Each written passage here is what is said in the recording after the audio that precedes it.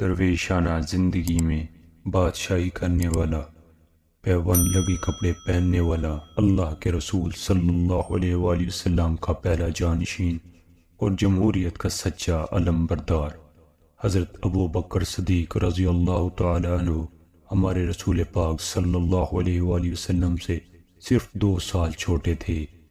بچپن ہی سے ان دونوں میں دوستی تھی، دونوں تجارت میں اکٹھے رہتے تھے۔ حضرت ابو بکر اسلام سے پہلے بھی سچے اور ایماندار تاجر مشہور تھے اور ان کا کاروبار خاصا وسیع تھا۔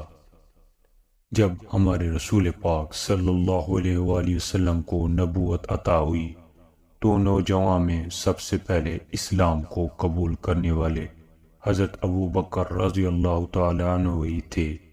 مکہ میں غریب پروری اور انسانی ہمدردی کے لیے بے حد مشہور تھے اور اکثر غلاموں کو خرید کر آزاد کر دیا کرتے تھے۔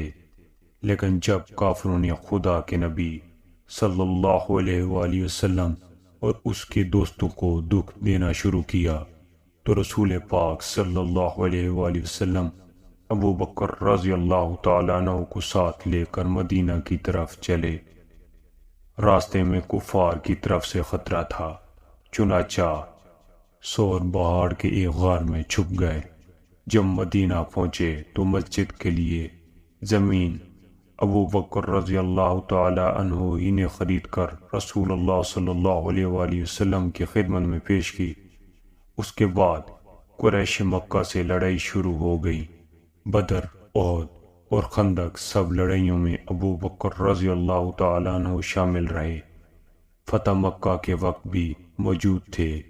بارہا اپنے گھر کا سارا مال جہاد کے چندے میں دے دیا۔ جب نبی کریم صلی اللہ علیہ وآلہ وسلم آخری حج کے بعد بیمار ہوئے اور نماز کے لیے مسجد جانا بھی مشکل ہو گیا تو آپ نے اپنی جگہ حضرت ابو بکر رضی اللہ تعالیٰ عنہ کو نماز پڑھانے کا حکم دیا۔ حضور کے وصال کے بعد مسلمانوں نے ابو بکر رضی اللہ تعالیٰ عنہ کو اپنا خلیفہ اور امیر چنا۔ آپ نے اپنے خطبوں میں صاف صاف کہا کہ میں تمہارا خادم مقرر کیا گیا ہوں۔ اگر میں اللہ اور رسول اللہ صلی اللہ علیہ وسلم کے حکم پر چلوں تو میری اطاعت کرو، اگر نہ چلوں تو میرا حکم ہرگز نہ مانو۔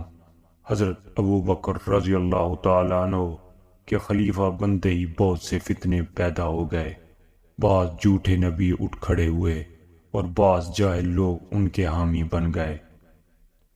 بعض نے زکوٰۃ دینے سے انکار کر دیا، لیکن حضرت ابو بکر رضی اللہ تعالیٰ عنہ نے نہایت مردگانی سے ان فتنوں کا مقابلہ کیا اور تھوڑی ہی مدت میں ان سب کو کچل کے رکھ دیا۔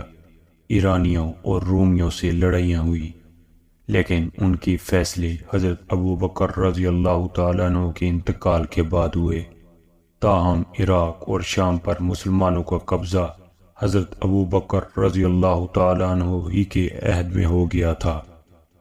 صرف 2.25 برس خلافت کی اور حکمران ہونے کے باوجود نہایت فقیرانہ زندگی بسر کرتے رہے۔ مسلمانوں کے خزانے پر ان کے مصارف کا کوئی بوجھ نہ تھا، صرف چند درہم روزانہ لیتے تھے۔ مرتے وقت وصیت فرمائی کہ میرے بعد حضرت عمر رضی اللہ تعالیٰ عنہ کو اپنا امیر بنا لینا۔ حضرت ابو بکر صدیق رضی اللہ تعالیٰ عنہ حجرہ عائشہ میں حضرت محمد صلی اللہ علیہ وآلہ وسلم کے پہلو میں دفن کیے گئے۔